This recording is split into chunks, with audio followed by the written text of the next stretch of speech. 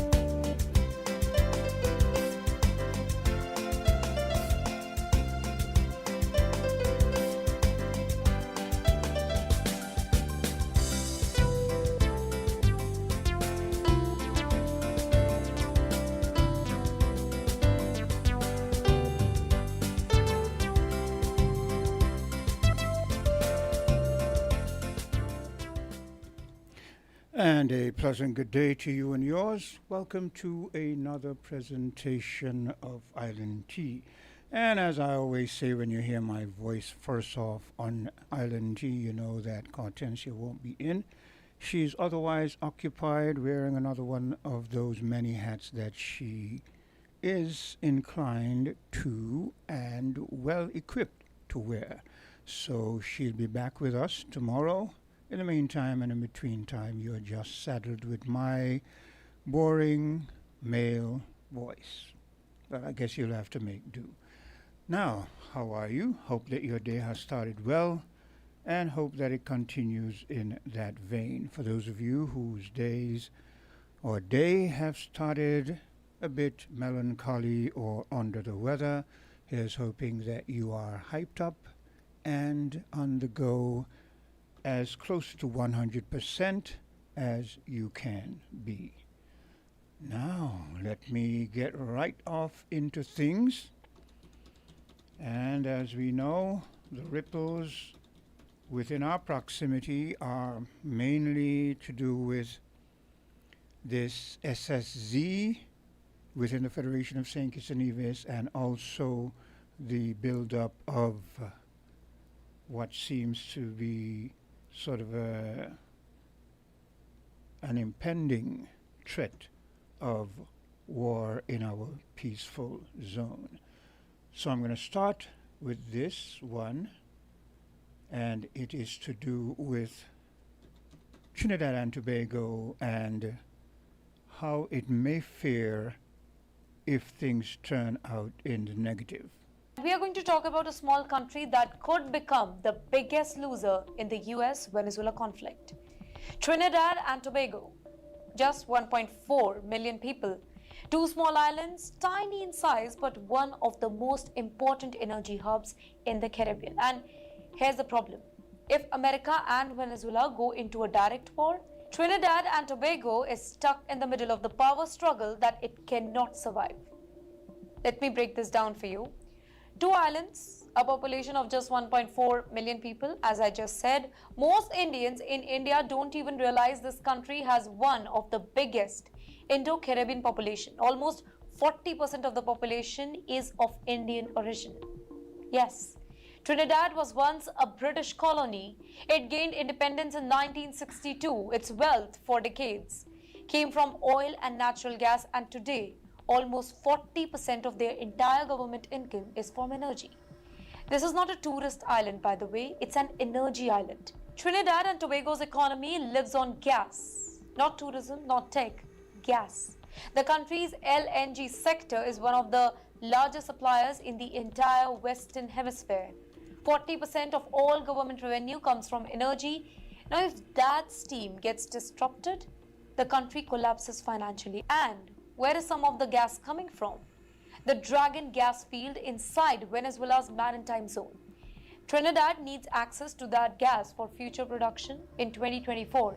The energy giant Shell and Trinidad's LGC were negotiating with Venezuela to unlock that particular field after the US eased the sanction. But now, war clouds. Trump has deployed 10,000 troops, warships, special forces to the Caribbean. Russia has now inserted military aircraft into Venezuela. The Caribbean all of a sudden looks like a Middle East. Yes, small islands surrounded by superpower weapon.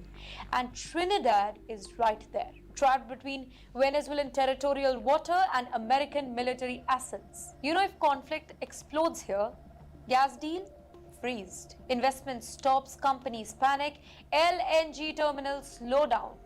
This means that Trinidad will lose billions of dollars in the next 5 years. Not millions, billions, because energy investors hate war zones. This also hits their own people. Trinidad already has young unemployment rate that is nearly 9%. It has inflation above 4.7%. If the gas sector gets hit, that number jumps into double digits immediately. And once the jobs are gone, crime rises, immigration rises, social tensions explodes. Also, there is a second danger here. Venezuela already hosts one of the world's deepest pro-Russian network. If war erupts, Russian and maybe, just maybe, Iranian assets also, they can use Venezuelan ports and airstrikes. United States military assets will respond from nearby Caribbean water. And guess who is sitting right in the middle of this two-sided geographical war? Trinidad and Tobago. This island could become the parking lot between the two militaries. Scared investors leave, tourists die, ports get militarized, sea routes get blocked. This is not fantasy. This is exactly what happened to Lebanon in 1980s.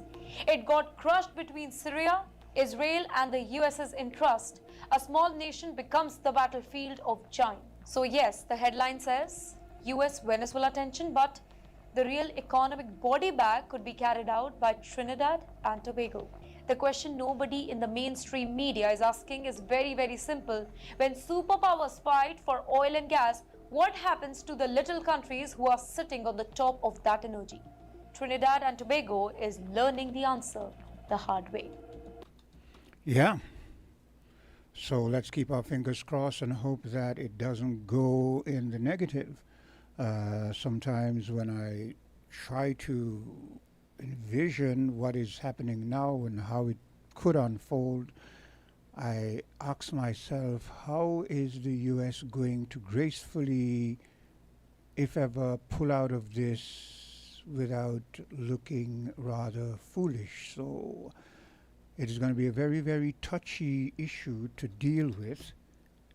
The sad thing is that we in the region are the ones who will be paying. And as the journalist stated, the mainstream medias around the globe are rather silent as to the outfall that could affect us within the region, the indigenous people, because in truth and in fact they really don't care. They are simply looking on and hoping that however it plays out, they can, like in the old days of piracy, see who wins the spoils. Hello, caller. Good day. Good day, Quint, and Yes. greetings to you once more again in Jesus Christ's name, the only Savior of sinners, who saved them from their sins and from hell through faith only, and the second person of the eternal Trinity. Now, as usual, I would like to say we need to become a republic and get to the British Commonwealth as quickly as possible, and the quicker we do that, the better it will be. Now, also, there is something that you said yesterday that I would like to push back on, Yeah. and it ain't just you, but a lot of people say it as well. When you spoke to the issue of socialism, not socialism, capitalism, Yeah. and that it's based on greed and that sort of stuff. Now, let me say this: greed in the human race has been existent since Adam ate of the forbidden fruit. And it has been existent in all civilization and humanity that humanity existed in. And man has been exploiting man since Adam ate that forbidden fruit as well, the original man. And so greed and exploiting man and making slaves out of man and that sort of stuff is not bound to any particular system. So it's not something that is peculiar to capitalism or any other system. As a matter of fact, I think they exist even worse in all the other systems over capitalism, but they exist in our system. But the thing is what is capitalism? Capitalism, as the Merriam-Webster dictionary says, is an economic system characterized by private or corporate ownership of capital goods, by investments that are determined by private decision and by prices, production, and the distribution of goods that are determined mainly by competition in a free market. To put it even simpler, there is an author and a podcaster by the name of Tom Woods. He has a podcast show on YouTube. Name is Tom Woods. Excuse me. And he says this, to put it a whole lot simpler. Capitalism, it is a system of freedom of contract bounded by private property rights. It is a system of freedom of contract bounded by private property rights. That's all capitalism is. And the Bible teaches capitalism as its system of economics, because Jesus and the other apostles acknowledge property rights and the rights to own your business and determine how your business is to run and that sort of stuff. But Greg, I hear what you're saying, and so far everything that you said I don't disagree with. But how something is defined, for instance, in a dictionary, and how it is enacted or executed are two different things. Would you admit? Well, I would say this. If something is being done differently to its definition, it is not that thing. That is what I would say. Because we could call anything whatever we want. But if there's a definition for something and you see something has been acted out in life, it is not that thing. You know, and what I find is that people are referring to fascism as capitalism, because, for example, the American system that people say is the bastion of capitalism, it is not capitalism. Okay. So for our enlightenment, since you have just defined capitalism, defined from your perspective, what is fascism? Or what you understand it to be? Right. Fascism is when things on paper are made to look as though they are privately owned. But in reality and in practice, they are really government-owned, controlled, regulated, and that sort of stuff. That basically is fascism. Okay? And people get mixed up with that. Because in capitalism, there is a true wall of separation between the government and the economy. But hear this. The definition that you just give is what I said in the beginning. I said, if someone is defined as something on paper, but how it is executed is, something can be defined as one thing on paper, but it is executed otherwise.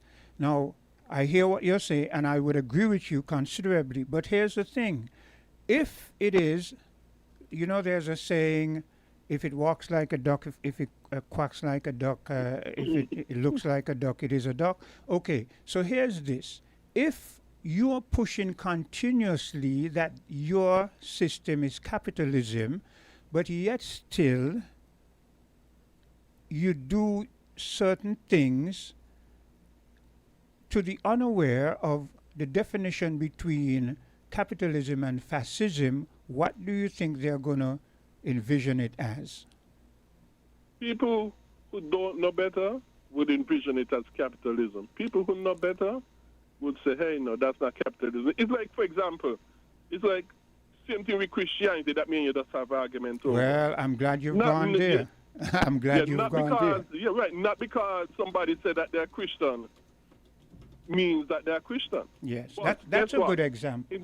Because guess what? But guess what? In today's world and in the past as well, because somebody said they're Christian, they're held as Christian, and the whole of Christianity get blamed because of the evil and wickedness. When the Bible tells you, because the Bible gives you the definition of Christian in a demonstrative way, that, hey, if you are a person who lives a murderous life, a thieving life, a life that is characterized against the commandments and laws of God, you are not a Christian. But people are not concerned about that. They're not concerned about the biblical definition. All they're concerned about, does the person claim to be a Christian? Or does this organization claim to be a Christian church? That's all people care about. So wrong. I think in that you've explained it perfectly, because that is what I was alluding to. So when I made that statement yesterday, I was aware of everything that you just outlined in making it, all of the ramifications and otherwise. Mm-hmm. And let me say this. In a capitalist system, as taught by the Bible and as defined also even in the books, I remember I just read from the Merriam-Webster dictionary, but mostly as taught in the Bible, when in a real capitalist system, because you have so much growing competition, in order to make a profit in that system, you have to be continually lowering your prices.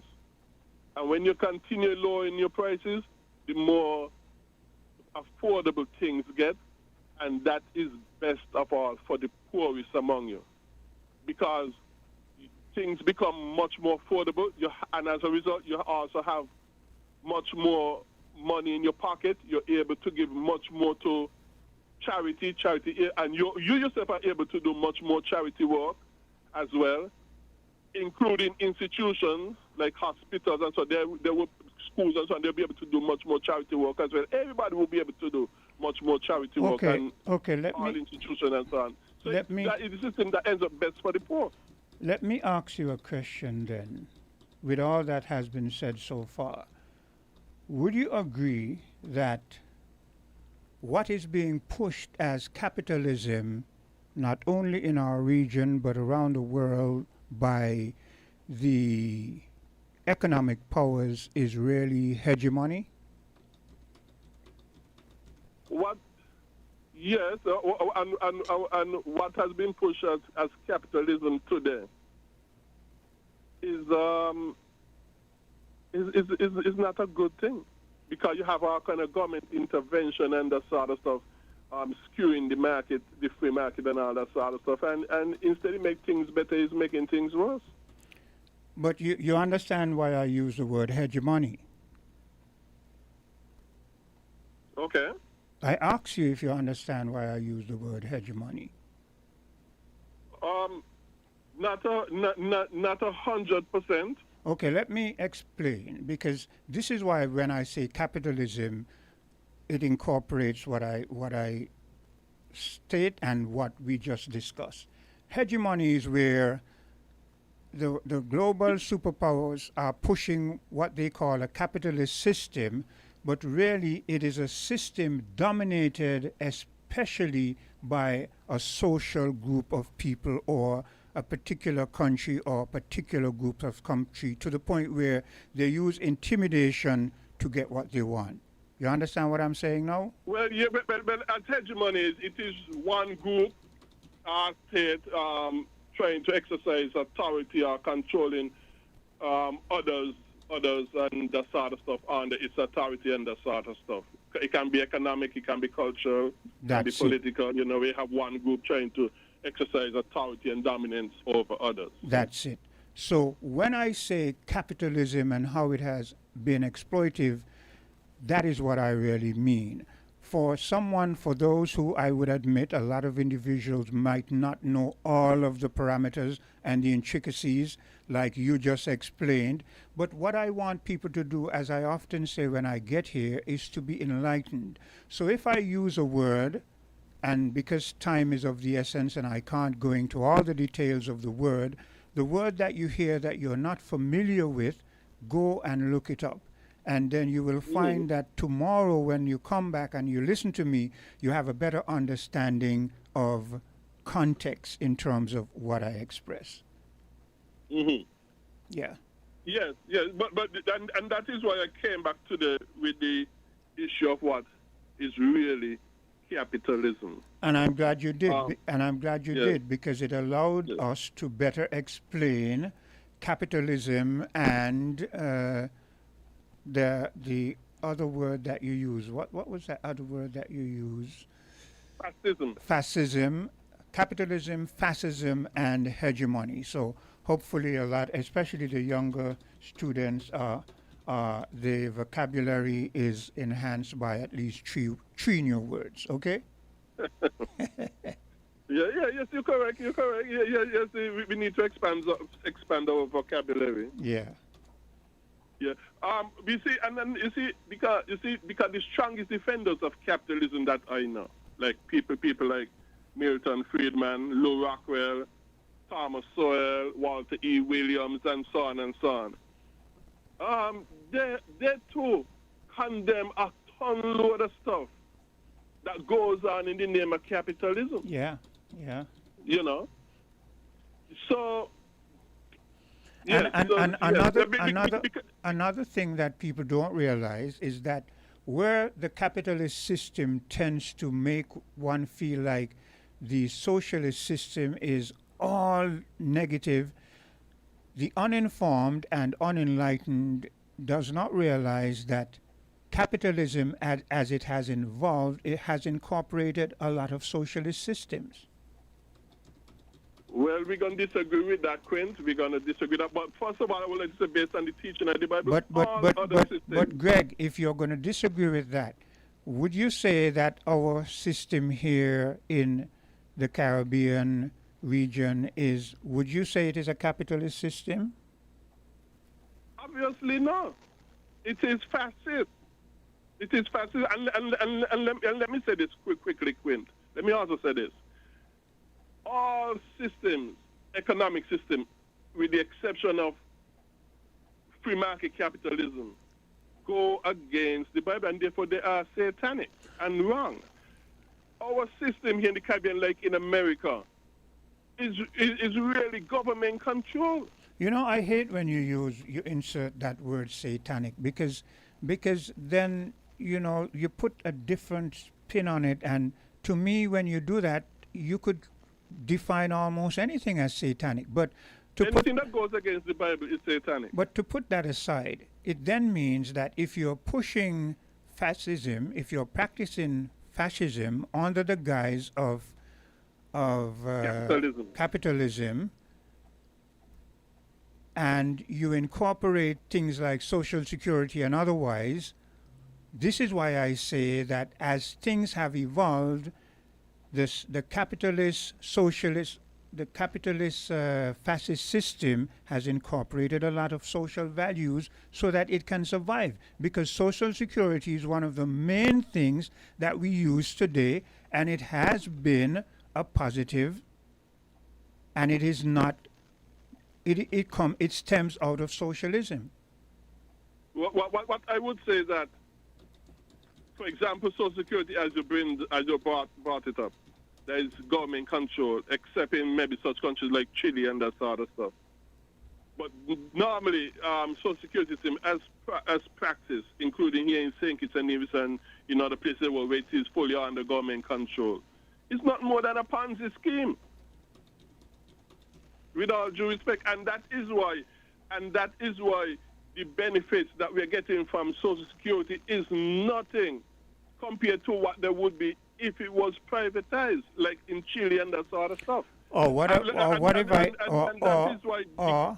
Greg, using Social Security or as Greg, their cash. or Greg, I don't disagree with you, but why not then simply say, if you practice Social Security the way it should be done, as opposed to making sure you have all of these other arms into which the monies that people put into the Social Security system is used other than for their benefit. You follow me? But that is one of the ways Social Security is supposed to run, not as a cash cow for government. But that is what I was saying. Here's the thing. But what I'm saying, that's the socialist version of Social Security, what we're experiencing today. That is under government control and government owned. Whereas the only true how you're going to get that way is not serving as a cash cow for government. The only true how you're going to get if it is privatized, like in Chile and other places. Well, I'm putting it to you, right, Greg, that whether it is government run or it is run, as you suggest, by a private system, because of man's tendency to be greedy and to lean more towards exploitation, the people are not going to get what they really should benefit. What I'm saying is, even in the system where you say it is going off and they're using it in a private system, I can assure you that a lot of the money that should be going to benefit the people after all is done is not going to benefit the people. So this is why, to some extent, I do not disagree with you that it is, in a technical essence, a Ponzi scheme. But I'm going to have to take a commercial break. Because it is long overdue, I won't let you go on any further. But remember, you can always call back in. Okay? No problem. It's cool. Okay, it's okay. Cool. Thank you. Till later, God's willing. Yes, okay. Thank you. We're different. We're 98.9. 98.9. Win FM. If you need protection, you need one who you can trust. To secure your investment, you need one who'll do you just. TDC Insurance, you're the one that you can trust. TDC Insurance, you're always safe with us. TDC Insurance is your go-to insurance company for all your insurance needs. We take pride in offering you the best solutions and ensuring our customers are fully satisfied.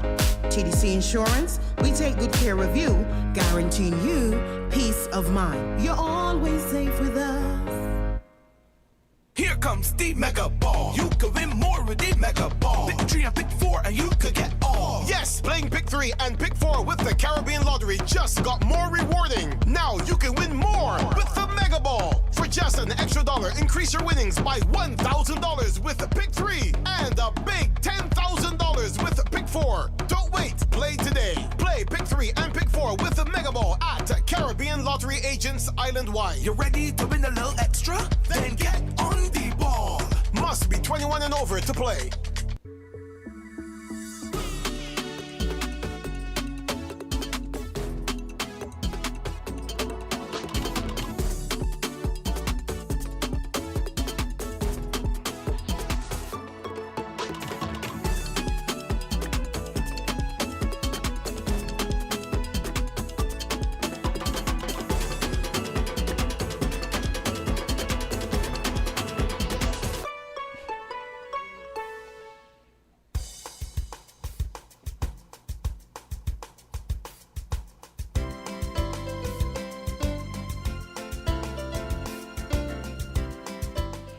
And I'm back with you. The time is 8:39. I think that if my memory serves me right, at about 9:30 we should have, if they choose to come in today, some representative from the Farming Initiative. Hello, good day. Hi, morning, Quinn. Good day to you, Mr. McMahon. And how are you this morning? I'm good. I'm good, very good. Okay, that's good to hear. Yeah. I wondered, does the word capitalism, socialism, and communism appear anywhere in the Bible? Not as far as I know. Right. Not as far as I know either. And if Greg knows differently, I'd like him to Sometimes when clarify. Because you see, he's using you by the way how he's speaking. It would sound as if they do appear in the Bible. Yes. And they appear not just as words, but as commands. Yes, and as principled command, because the way he said it's almost like there's a manuscript of how you should execute it. Yes, exactly.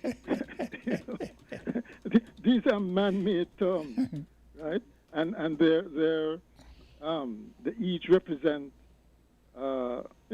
particular states of economic practice. Economic and political and social practice. Yes. Right?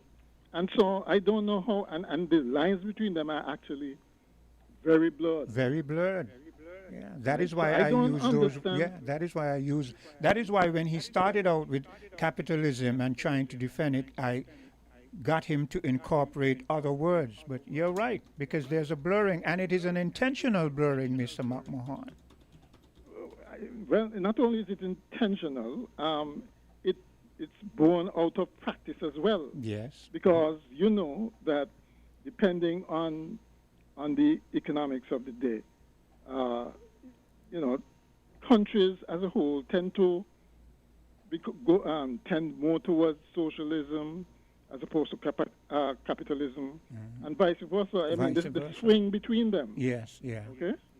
So I don't know where he gets this thing. Because to bear out, to strengthen what you're saying, if you were to look at the Russian system and how it functions, you will see that there are aspects of capitalism in it. And if you look at the so-called capitalist system, as I stated before, you see big aspects of socialism in it. So yeah, you're right. You use Russia. Yeah. You use Russia. I would use China. Yeah. Well, that is even better because that is a perfect example. Yeah. Right. So I think you need to reassess that.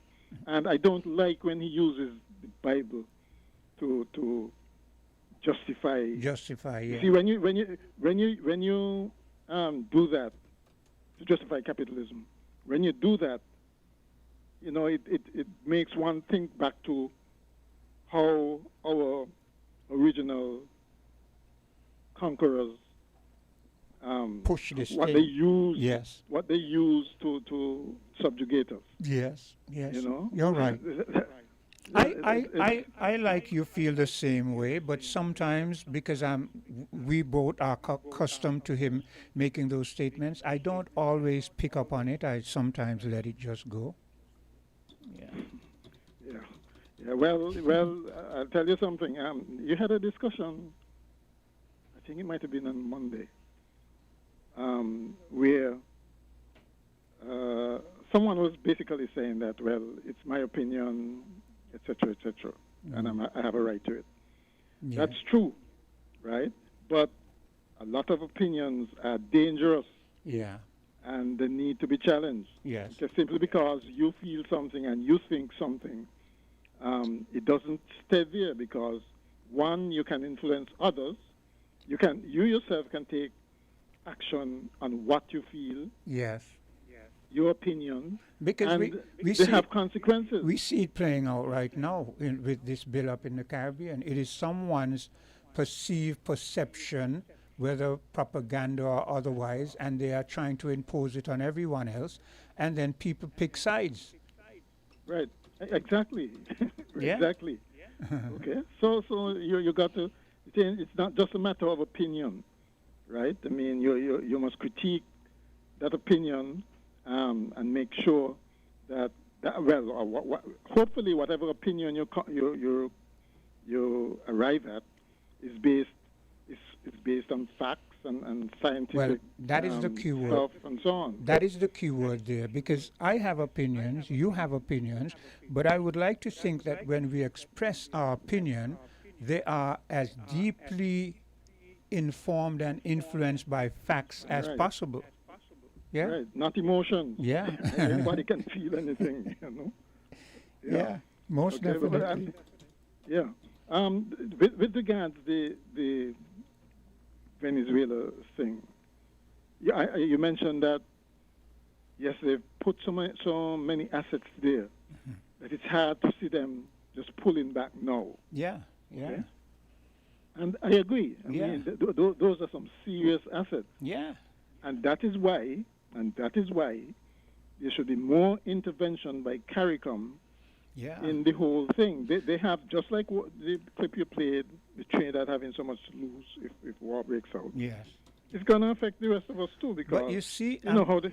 you see, I'm glad you made that statement, because I'm going on Voices today. I'm going to play some clips from two Caribbean, very learned individuals in terms of the history of the Caribbean, and you're going to see how they bear out that same point, what you're saying, because they had a discussion, and if I'm not mistaken, their discussion was the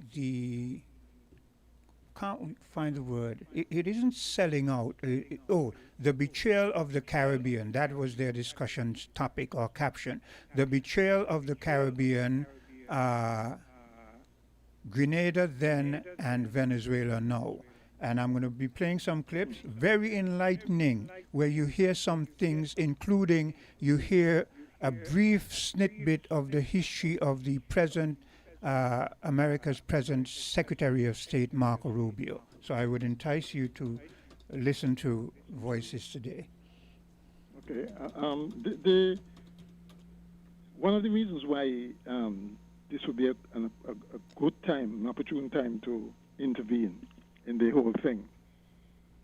The results of those elections last night in the state, Yes. where the Republicans took a beating, Yes. right? And that should give even Trump, who is so headstrong. But you see what but you see what he's saying now. He's saying, I mean, I saw a statement or a news article where he's either saying he wants a recall or something along his usual vein, like he's questioning. Yeah, yeah. Well, you know the man. The man is not going to change. No, what I saw was one of his tweets saying, "Well, I was not on the ballot." You know, he's gonna make it personal anyway. Yes, yes. I was not on the ballot, and it's because of the shutdown that the results were as they were. Okay, but I am pretty sure that it would give him some cause for introspection. You think so? I believe that. Well, as I could somebody be wrong. as capricious as him, he may go both ways. He may either say, okay, let me ease off of this and concentrate on things back home, or he may lash out as a distraction, lash out at Venezuela as a distraction. Yeah.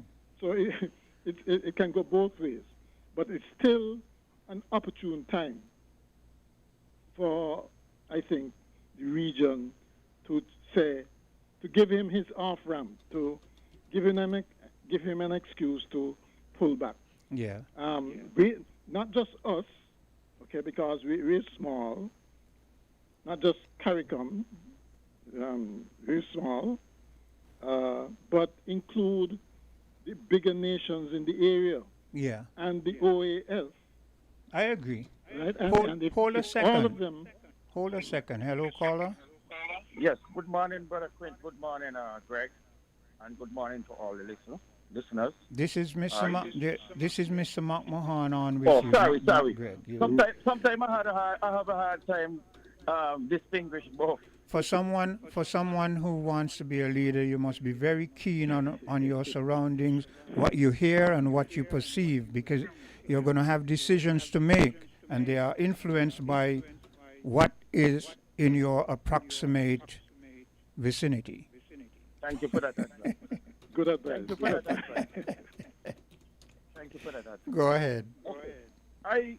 I was thinking, and this is not something new. A neighboring island has it, duty free, St. Martin, and others, I assume. Now, St. Martin is prospering to duty free, and I've been to St. Martin a couple of times when I was in the islands, and I bought things, and I bring them back to St. Kitts. The little that I bring, I don't think I was taxed, but I am fighting for the local in order to be prosperous, especially to my people. I think anything coming to the port, apart from contraband, yes, we will have inspectors inspecting what's coming into the country because we don't want anything illegal coming to the country. Now, to put money in the people's pockets, like people who will resell, I mean, they're going to add on a little profit for their time and their investment. I shall say, I will give the locals a break, and the foreigners who come in to invest in our country, because they come in to make money, I tax them. Because the amount of local who will go to St. Martin or barrel come from the United States or wherever, okay, how much tax is there to offset the government quota or the municipal? So I think we should not look from the local for taxes, but we should look from the foreign investors. And that is something that I should and we shall introduce to the people of the Federation of St. Kitts and Nevis. Because the more you give someone a break, the more prosperous. And I like the McDonald's concept. McDonald's prices for their eateries are cheap. One full basket. So McDonald's will get more business than the others who are in this vein of capitalism. Everything is all about capitalism. McDonald's prices are cheap, you say? You mean in the prices are affordable? You mean in the U.S.? Yes, I'm speaking from that. Okay, because I am not aware of McDonald's. I'm not trying to knock anyone, but Mr. McMahon, do you partake of? Well, we don't have McDonald's. I don't. So honestly, I keep away from that stuff. Myself. Yes. Okay. The cheaper you sell your goods, and I think I heard Mr. McMahon said something like, if the prices are reasonable, your business will be more patronized and you will be more prosperous, and the poor man will be able to afford something that close to their budget than something that will strain their expectation. Even to the locals who sell the produce, okay? The cheaper they sell their stuff. Remember, they are the actual originator of these produce. But caller, let me interject because you're kind of losing me. I'm trying to follow the gist. Okay, remember I said, and I reiterate, do you have on a radio or something? I'm hearing my voice echoing back consistently. Nothing at all. Okay. Nothing at all. I mute Okay, my... let me see if I can perhaps turn down these things here because maybe, okay, it seems that is a problem there. Okay, so let me see. As I was saying, you are purporting to be a leader, okay? Because you are purporting to be a potential leader, I would think that when you come and you represent yourself to us, you do it in a way that let us see what you envision for the future. So I'm trying to link that with what you're saying right now. How would this benefit us? I don't want you're kind of making it too broad. I want you to narrow it Okay. down. Yeah. Okay. I know I jumped to three different sections. Let me go back to the first part. I believe that what comes into our port, imported by the local, including the local businesses, because everybody has to sell and some people got to buy. I will give them a tax break of duty free, period. Whether you import a car, whether you import an agricultural apparatus or household apparatus, the market is very competitive, and it all depends on how you run your business to be prosperous. So I believe in duty free, and should I get a chance to make that decision, I will give every citizen who live in the Federation of St. Kitts, and not just to be specific citizen, every head. You order something, it comes in duty free, whether it's a postal service or whether it's the port. And that That's me. wait Quinn, before you come in, I'm going because I want you to interject. Before you come in, Mr. McMahon, and to the caller, and this has nothing to do with the 3,000 or so that you say you will give them every head also. No, no. Okay, That's so from the CBI for 42 years. okay, so Mr. McMahon, you may That's interject now. different. That's separate. yeah, the thing about announcing those policy decisions, policy initiatives that he's proposing, is that are they backed by quantitative data? When he say he's gonna make all make things duty free for all residents, how much revenue is he actually losing from that? And trust me, it's significant. Yeah. You may not think it's significant. Yeah, It is. it is. Significant. I remember one time, one finance minister said that between inland revenue and customs, they're the largest revenue earning entities in the federation. So I don't think it's insignificant. Okay? So what I'm saying is those initiatives may sound nice, $3,000 may sound nice, but it has to be backed by data, research and data. And I'm not saying that he hasn't done his homework in that respect, but if he has, he should at least say that and give us the actual numbers involved. I don't think he has. I would venture to say I so don't either. think he has. Because Let me redefine my commentary on such. I think since the CBI, because the $3,000 come from the CBI, is the CBI issue. Since we are dealing CBI, CBI is our patrimony, and this citizen should be a part of what CBI makes, and everybody gets a piece of the pie.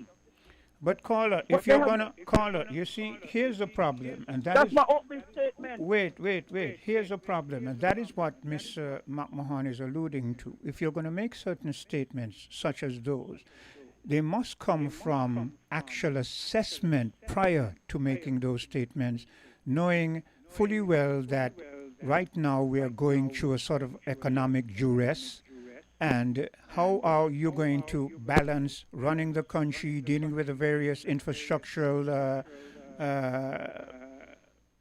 expectations and still make sure that the citizenry can get the things that they want in a day on a daily basis comfortably.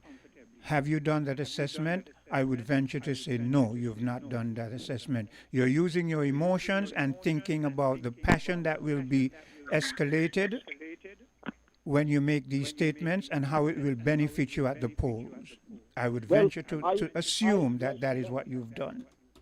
Like I said, before I came out with any numbers, I look at $1 billion that was said to be in the treasury. Okay?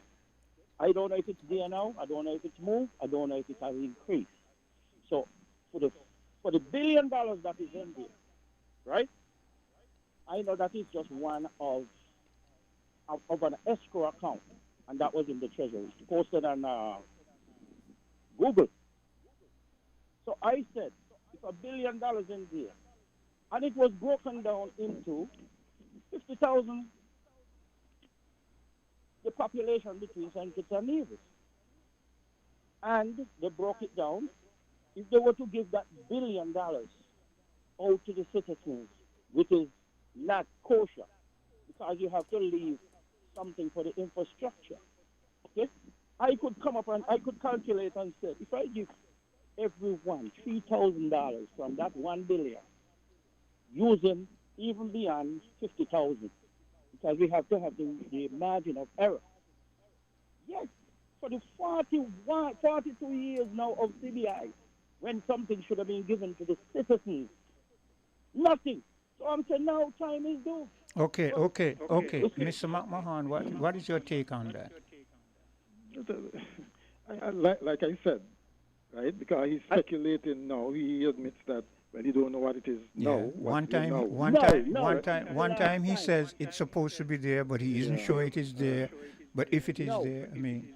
No. You gotta have more substance than that. You can't just picking because I things went out back of to the look air. at it. I went back to look at it and I can't find it now. But I have notes on what I saw. So well, at least you've done the calculation. I would hope at least you've done the calculation that given each citizen $3,000, how much that works out to be?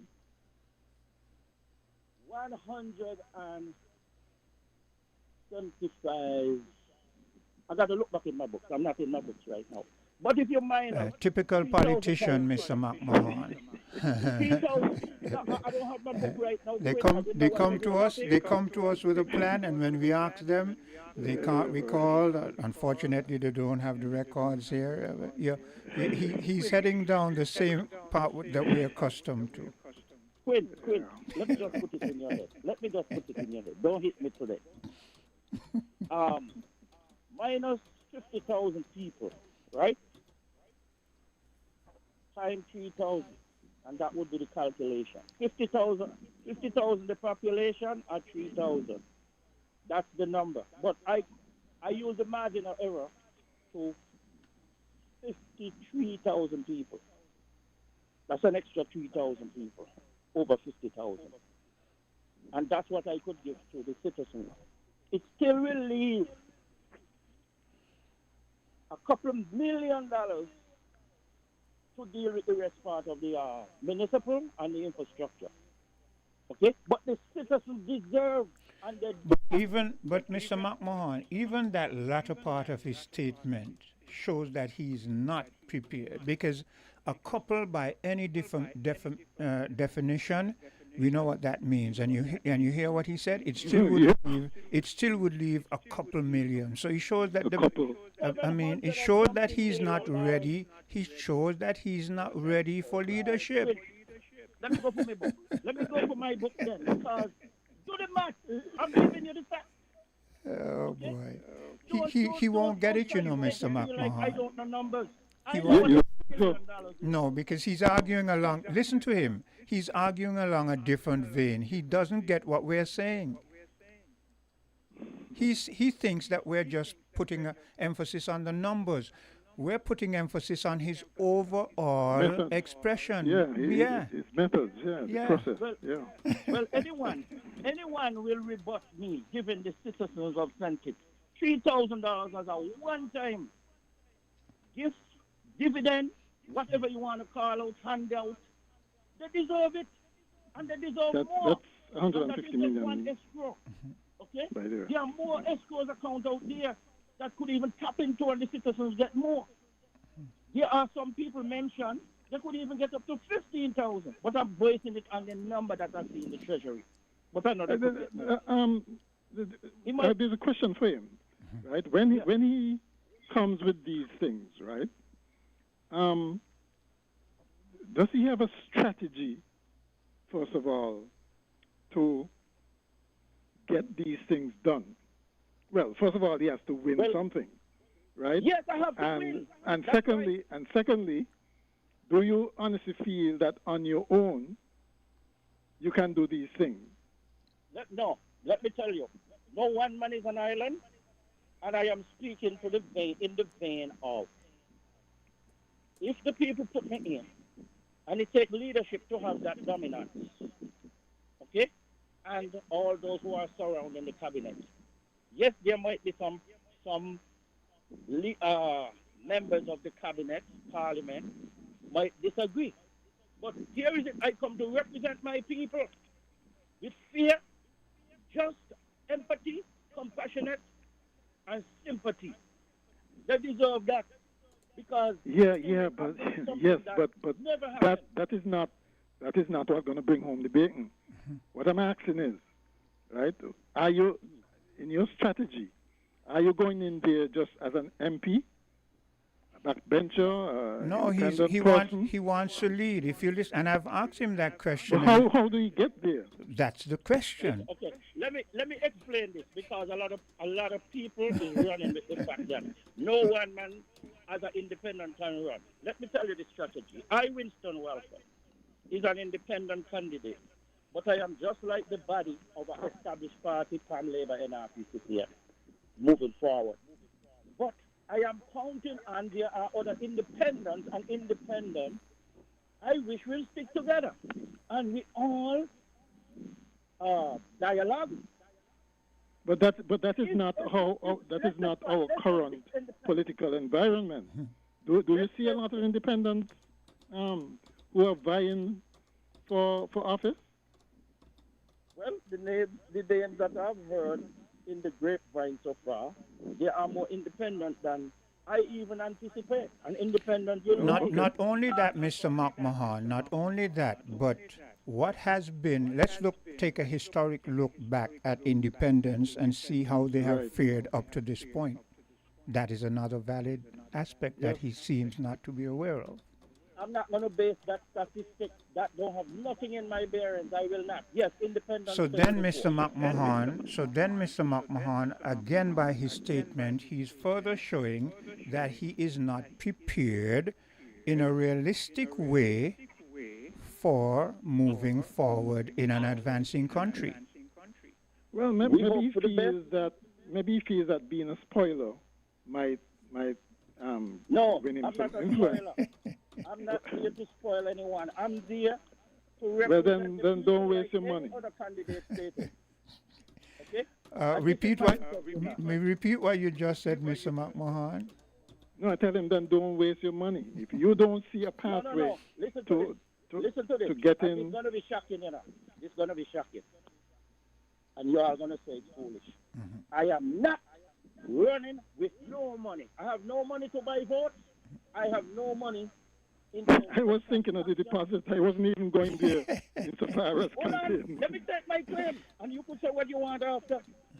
When I approach you with my perspective, why you should give me a chance to whom it may concern. I am not buying, and I'm not selling, and I'm not open for any of those. You have to come to me from your heart. They said nothing without money.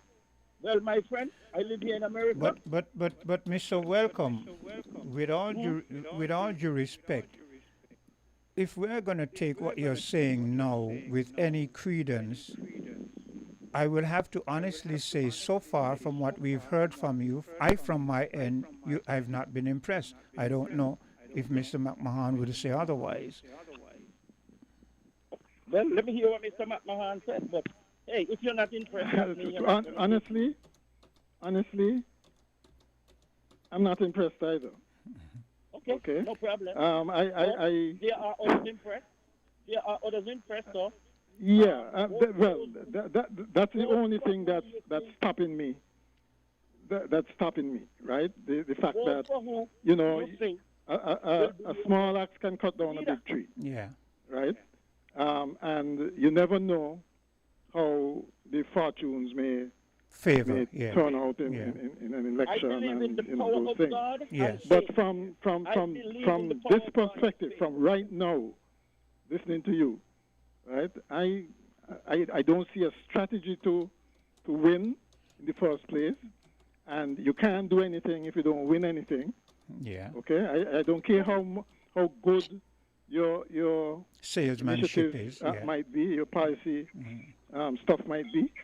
You gotta win, right? You first have to. We all know that. Exactly. Okay, Mr. Welcome and Mr. McMahon. I'm due a commercial break. I'm going to have to take it. So, I respect that. Okay then. Yeah. But Quinn. Yes. Honestly, I feel that they should use this opportune moment where both Maduro and Donald Trump is under some kind of pressure. I agree. Get an initiative going to try and diffuse the situation down there. I agree with you 100%. I feel they should do that. I agree too. Okay. Yeah. Okay. We're different. We're 98.9. 98.9. Win FM.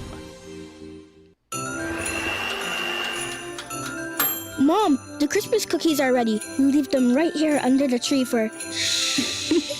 For Santa or for CIBC Caribbean? 'Tis the season for dreams to come true. Whether it's a house, land, vehicle, or upgrading your home, CIBC Caribbean can support your dreams with the financing you need. Enjoy incredible cashback deals with mortgages and land loans. Plus, your approved loan gives you a chance to win up to US $5,000. Apply now at www.cibccaribbean.com/sweeten the season. Terms and conditions apply. The right time, right ride, right now at Horsefoots Automotive. Buy now or reserve for VAT discount days. Friday, December 12th and Saturday, December 20th. And get our lowest rates ever. Plus, enjoy up to $17,000 on select models. No VAT and no down payment. Drive away with finance with Horsefoots and get free bill of sale. Free servicing for 12 months. Free registration, free tinting, and even free groceries or gas for 3 months.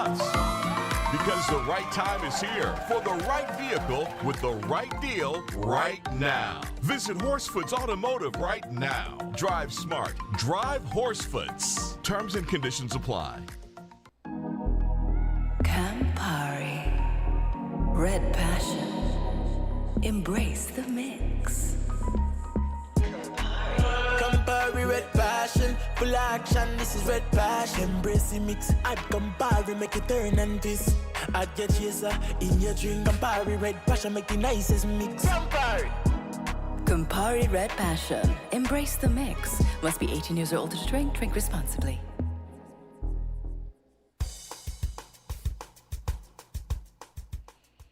And I'm back with you. Let me see. The time is 12 minutes. Moving away from the 9 o'clock hour, and rather very interesting discussion so far. Started with Greg, and we spoke on capitalism and other things, and then we had Mr. McMahon, and then we also had Mr. Welcome. If there's anything that you feel you want to interject that has not been injected, or whether you want to elucidate on what has been spoken of so far, then feel free to give me a call and do so. Again, a reminder that I'll be on Voices, and I'll be, especially for those of you who are not too keen on Caribbean events and history relating to what happened in Grenada and what is playing out presently in Venezuela, then I would suggest that you give a listen during Voices. Hello, good day. Quint, good morning. And good morning to Catencio. Yes. I haven't heard your voice. I don't know if she in. But Quint, my take on this morning discussion, all what the gentlemen them said is right. But I think we all is losing it. The focus should be right now on the big talk in this country. If the government went and gone back to the IMF, go take 300 and something million dollars, that is what this country want to hear. Yesterday I attended a funeral in the country, and as I reached by the church door, a lady went out asking me the same question. And we have governments on both sides of the divide. They're very discreet, and we're not going to play with these kind of dangerous things here. There is the people vanguard. They're supposed to be bringing information to the people. We have an opposition. A man in charge of our country should be giving us opposition, and we're not getting it, and we can't get news where we should be getting from government. And it's threatening, it's dangerous, it's nasty, it's a vagabond behavior, and we ain't going to play with it. We're not going to play with it. So with my summing up, the country is mourning right now, want to know if these vagabond cast back to the IMF. That is the big talk. That is where we should be talking about in Bastille and Charlestown. Have a good morning, Quinn. Yep. And keep coming to the poor people. Thank God that you're going back to WinFM to give us a voice. Okay. To you, Miss Jamdown, I agree with you. It is one of the big talks, but I cannot speak on things that I'm not informed on. I did hear that we had gone back to the IMF, but I've not gotten it from any firm ground. I've not really heard it in any established news forum. I've not heard the discussion in it. I'm not aware that our leaders, whether on St. Kitts or on Nevis, or combined, even the opposition, I am not aware that anyone has come and made statements to the affirmative. And as long as statements are not made to the affirmative or saying that, yes, this has happened, I cannot expound on it. I would just be making assumptions, and I'm not inclined to do that. I'm concerned, like anyone else. I would hope that it isn't true, but from this individual who I got it, I would like to hope that he is in a position to bring forth credible information. But still, I must say, at this present juncture in time, I am not aware that it is factual. I would think that perhaps our leaders, it is incumbent on them to come to us and inform us yea or nay. But then again, being a realist, I understand perhaps why they may be reluctant to do so, because they know what the fallout is likely to be. Hello, caller. Good morning, Queen. Good day to you. How are you today? And say I'm good good. day How to are you? and say good day to the Huzzy for us. He right here. He can hear you. Morning, Queen. Oh, good day, good day. Take care. No. Yes. No, I was listening, right? And I think Mr. Welcome need to support the economy, pay for a spot on WinFM, have his notebook with all his notes and his figures to do his campaign, to do his campaigning. And like you said you're not impressed. Mr. Matt Mahan said he's not impressed. Well, Mr. Welcome said he's running in constituency. Well, let me ask you and the Huzzy, and I want to hear both you and his voice. Are you impressed? Are any of you impressed? Well, actually, that's what I was just about to say. He's supposedly going to be running in my constituency, and he have not convinced me. Okay, so let's hear the Huzzy now. He's not convincing. Okay. He could do better than that. He have convinced me, and that's my constituency. So Okay. he need to pay for some airtime to do his campaigning. Support the economy, Mr. Welcome. and now to the election what we just had up here on yesterday. Yes. The people showed Trump that even though he claimed I was not on the ballot, yeah, in a sense he was on the ballot. Come vote for Republican, it was a vote for him. Yeah, most definitely. So in a sense, he thinks because his name was not there, he was not on the ballot. He was on the ballot because his people feel it because of him. Yes. And they deserve every bit of what they got, because Yes. I for the life of me I can't understand. I don't know.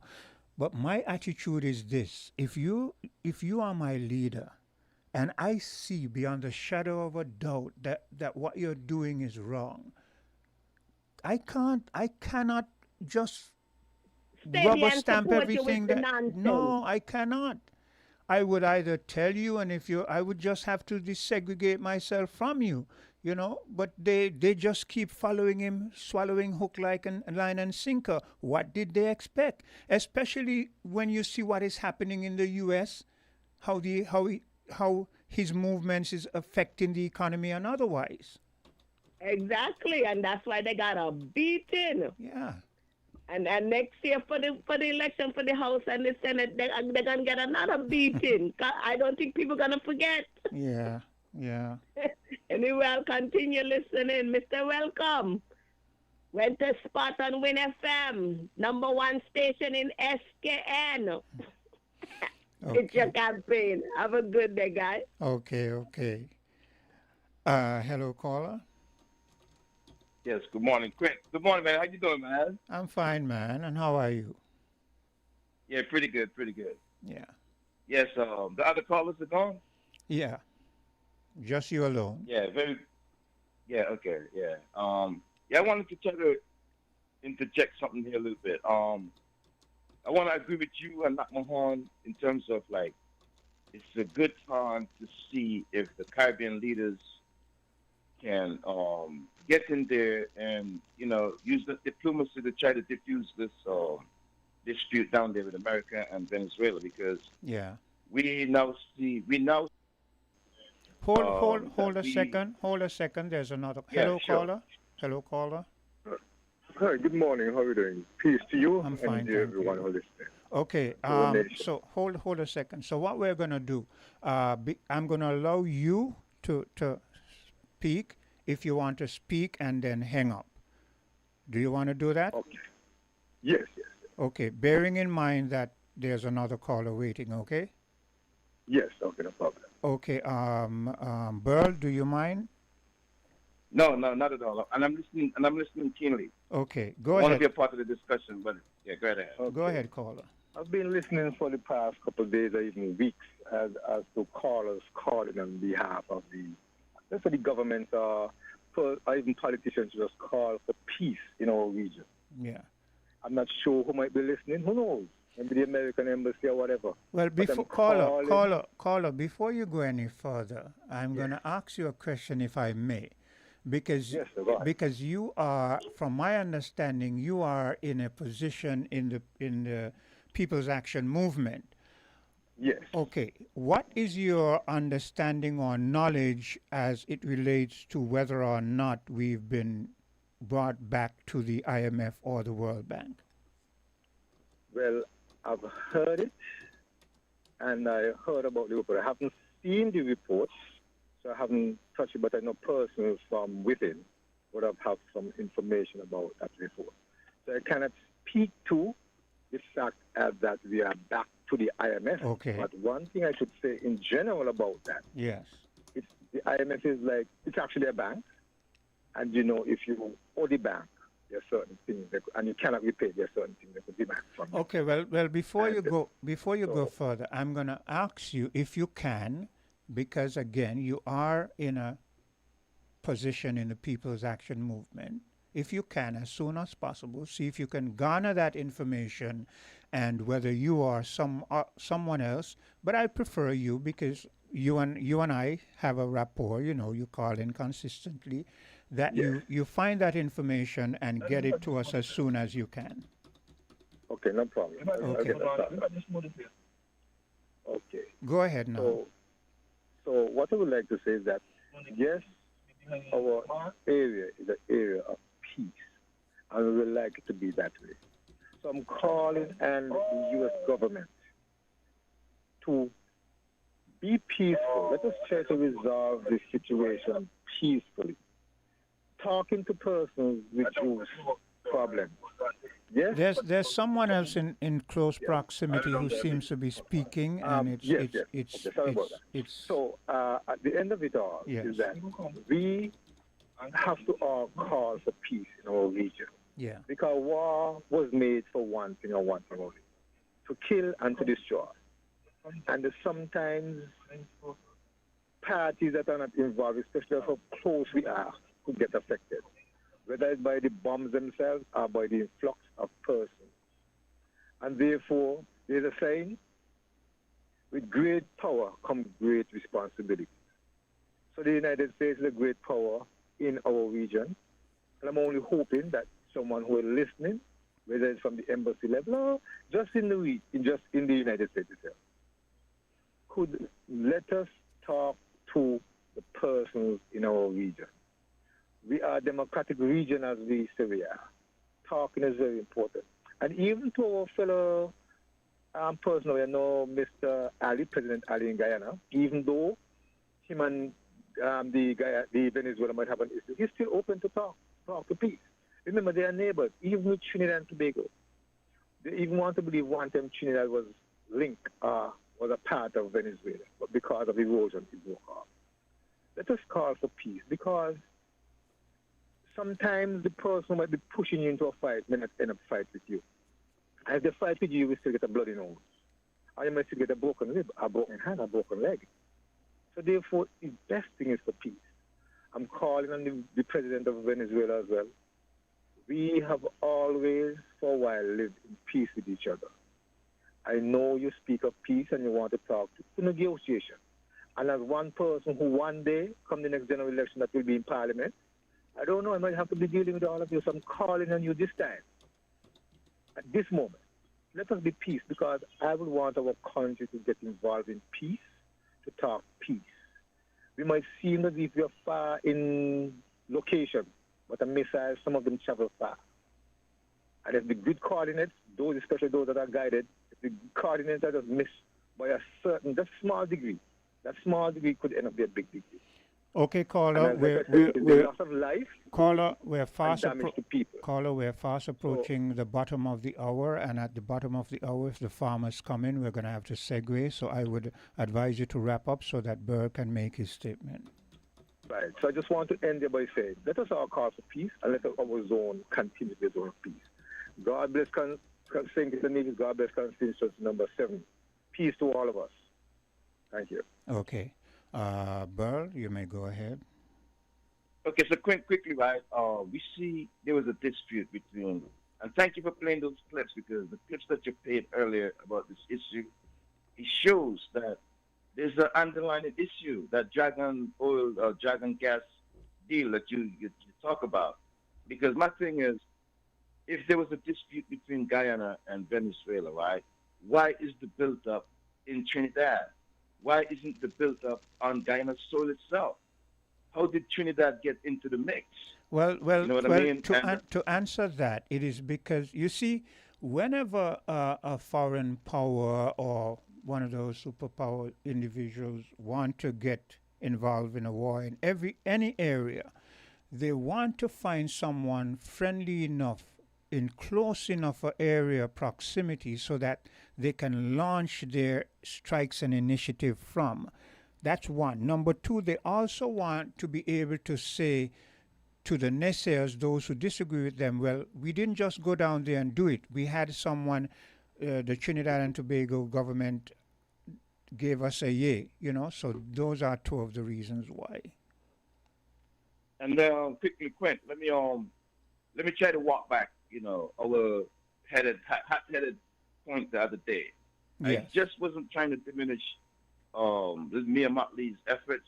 I just was trying to see why are the other Caribbean leaders rallying around her. And I agree with that part. I did say I agree with that part. Yeah, to directly talk to the leader of Trinidad. Yes, I agree with that part. Get that diplomacy going. Yes.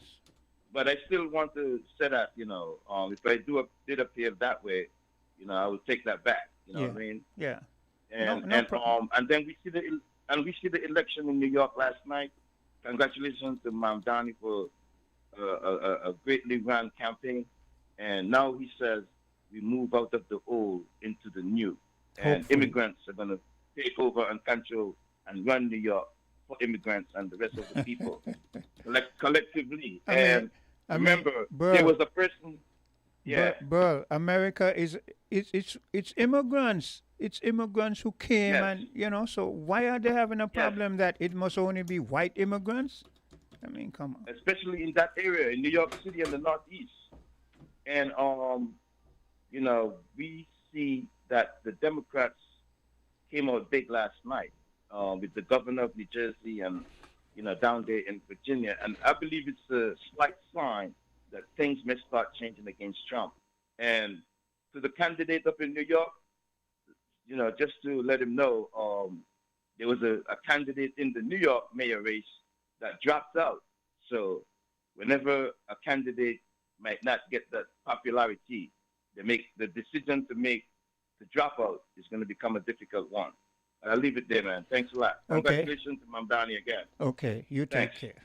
Okay, so we're going to take a bit of a commercial break, and when we come back, we should be chit-chatting with someone from the Farmers Cooperative. Found the Sound 98.9 winnfm. Here are your Horsford's Value Mart IGA specials. Running October 30th to November 12th. Now, our Value Club Blue Tag specials. Pearl Mill Pancake Mix is just $11.99. Essential Everyday Vegetable and Canola Oils, $13.99 each. Pearl Mill Pancake Syrups, $13.99. Langus Cranberry Juices, $11.99. Essential Everyday Cream Cheese Bars, $7.99. Essential Everyday Fries, just $14.99. And now our very low weekly Value deals. IGA and Essential Everyday Peanut Butter, Creamy and Crunchy, $8.99. IGA Essential Everyday Salad Dressing, $9.99. Mueller's Dry Pasta, $5.99. Hammer Toothpaste, $14.99. Hammer Deodorant, $8.99. Extra Liquid Detergent, $12.99. Shop Smart, Shop Value Mart. Tell them in Spanish. Sea listo y haga sus compras aquí en Value Mart. The holidays just got a whole lot brighter with the new $5 Holiday Stash Scratch Ticket.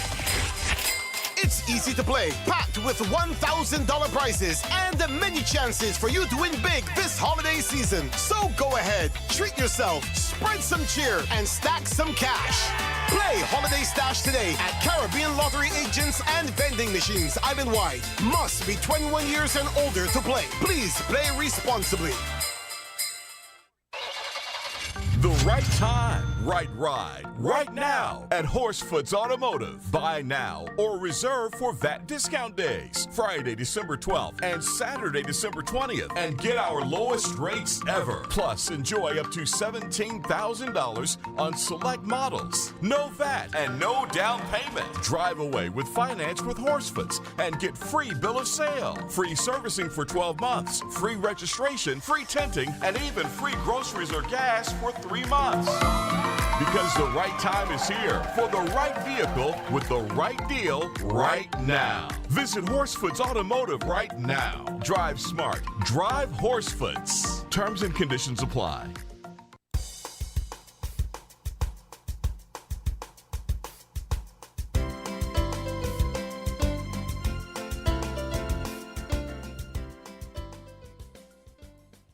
And a pleasant good day. The time is 9:33, and we have with us someone from the Farmers Cooperative. Let you hear his voice. Let him introduce himself, and you can begin with what is foremost on your mind this morning? Go ahead.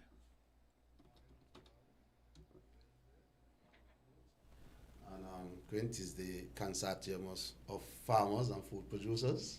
Yes. Yes. I tend to forget. Look, give me a little bit of an excuse because there's so much on my mind that I sometimes forget names, but it is not intentional. It's okay. It's the consortium. Yes.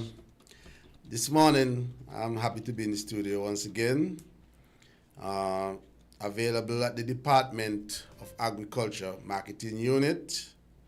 We have cantaloupe, cucumbers, avocado, pumpkin, and squash. And remember to support the farmers. You go and purchase your stuff from the marketing unit. Support the farmers. You go a long way. This morning, I would just like to say to all farmers, it's the rainy season, and you know the place is a bit moist, so please stock up on your fungicide. Please treat your crops so that they won't come down with fungus. So you stock up on your fungicide. I was looking on YouTube, and I saw something there, and I tried it, and I think it was effective enough. Something like what? I saw a treatment for the plants. They say use bicarbonate of soda with vinegar, white vinegar, and cooking salt. Okay, and you tried it? I tried it, and I will tell you, farmers, it did work for some cucumbers I have. Okay, that's good. You could try it. It's a little cost effective. Yeah. So it won't cost so much, and it take care of the fungus. Also. Well, that's good. That's good. I mean, using your I saw research and I like and that. I tried, and so far, I got good reviews on it. Yes. So I will encourage the farmers to also try it, you know, and along with your traditional fungicide. Yes. Yeah. And at this time, that is very important. Very because important. With all of the rain, with all the rain and moisture. Very, very important. Yeah. So I'll encourage the farmers to take care of your crops. This is a good time for the root crops. Those of you who planting carrots and onion and so, this is the best time for them. So hopefully we could have a bumper crop of onion and carrots, local carrots, because, you know, most vendors prefer the local carrots. Myself too. And I remember some years ago when carrots used to be in abundance. Yes. And it seemed there was a bit of a decline. I guess you have something to do with the variety of the seeds and so. Okay. Yeah. And then the season, most of the time now, you find the season becoming later and later. Yeah. Once ago we plant carrots in August. Yeah. Yeah, but now we're in November. And, you know, I mean, some people might have already started to plant carrots, but this is the time to put in your carrots and your onion. Okay. Yeah. So we could have a lot of local onions, and consumers also love the local onions. Yeah. Yeah, they say they are very strong. We love the local anything. Anything that we can get that is local, we would prefer it compared to anything else. Yeah, seriously. Well, as we speak now, I see more and more farmers now coming with yams.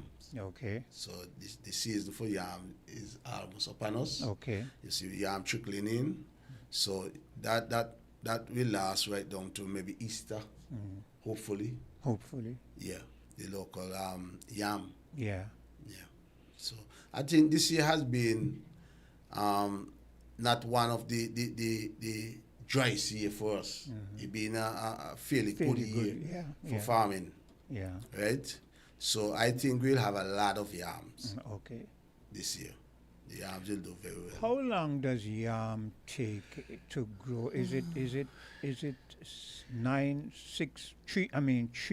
between 6 and 9 months? Well, because I didn't want to venture too far, but that's a long time, you know. Wow. Yeah, but you plant, most people will try to go in at May. Okay. And then by December they start to harvest. So Yeah. yes, but some people prefer to go in at February and January. Okay. So by September they start harvesting. But to me, I could be wrong. The older you go in, the longer they stay. Oh, yeah, okay. But you get better yams. Yes, yeah. You will get better yams. Older you go in, you get better yams. Yeah. But if you go in May, by November, December, you'll have yam. Yeah. And as you say, our people need to start to make their diets more varied, because you find people eating too much of this fast food. People, you can make a yam salad just the way you make a potato salad. You can have smashed yam just the way you can have smashed potatoes. You know what I'm saying? Yeah, but I think, remember at one point in time, we used to measure the success of the nation by fast food joint.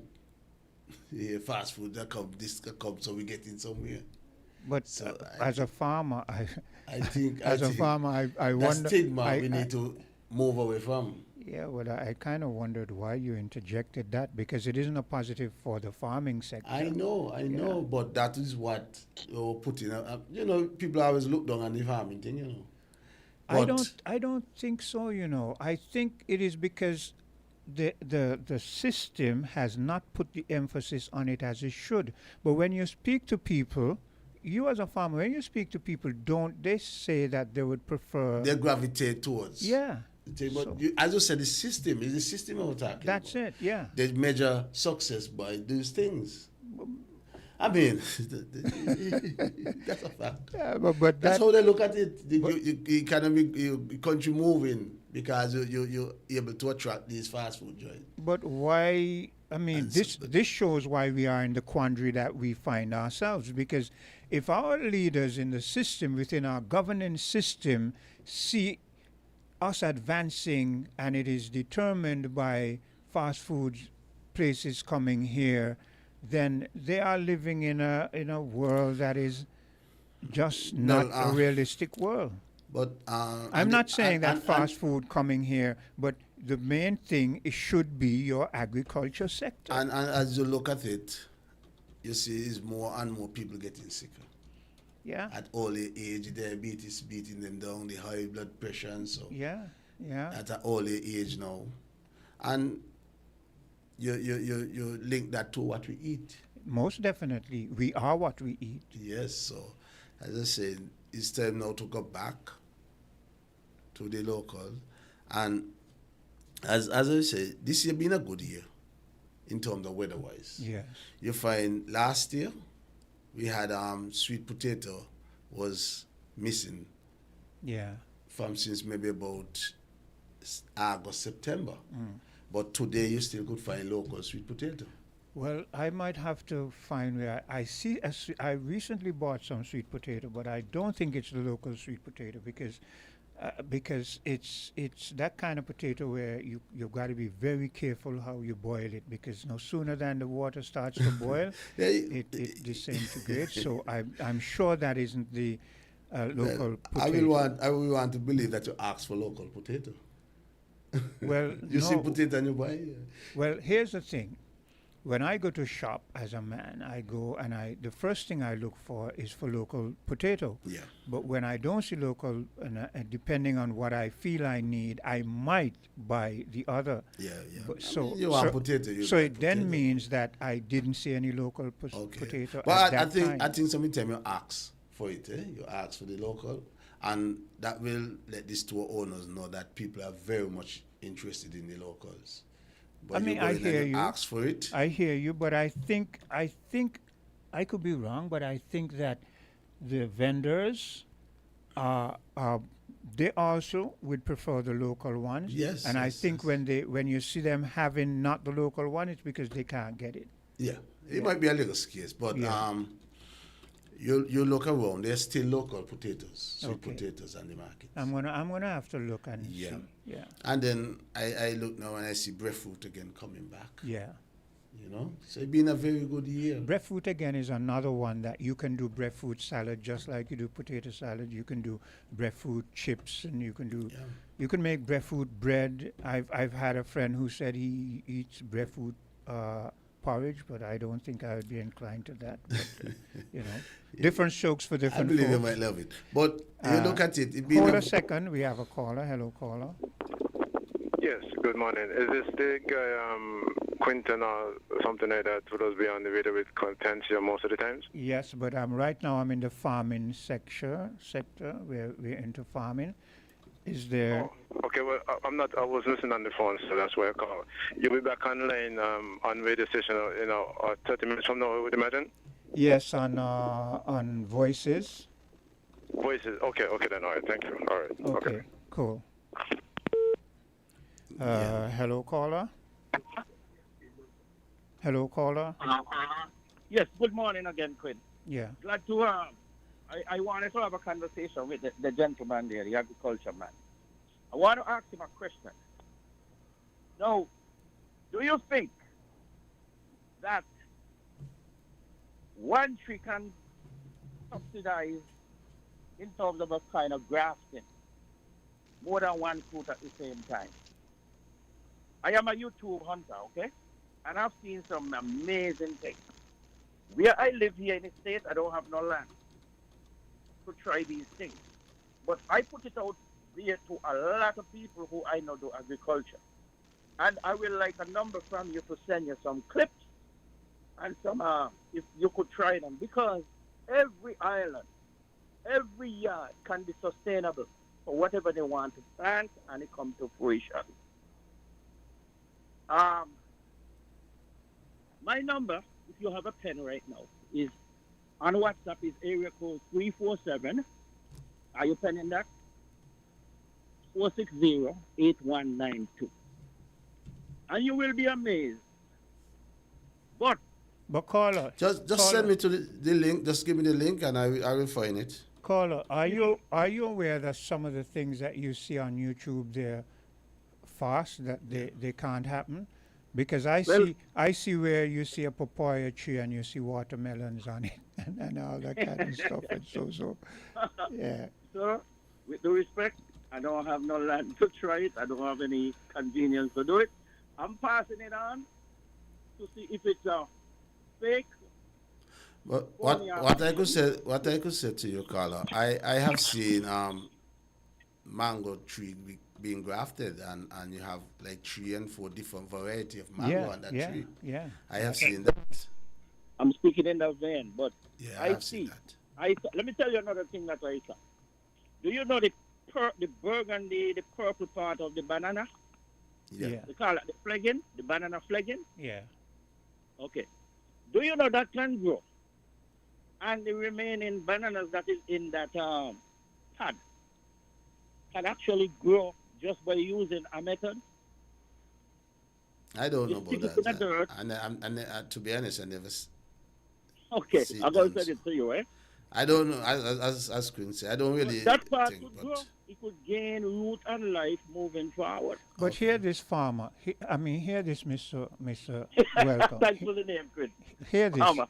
Hear this. As a farmer, and he would think that bananas are the easiest to grow because bananas always have shoots, and we just take off a shoot, you put it in. So we don't have we don't need any.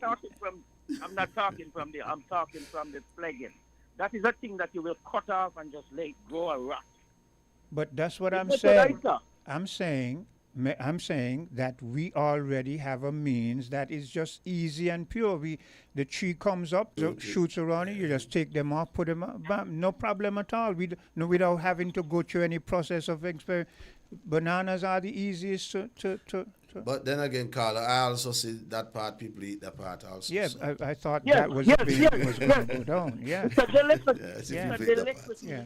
It's a delicacy for the Koreans. I saw it. Yeah. I couldn't believe it. But what I'm trying to say, bananas are easy to grow. Yes, they give several shoots.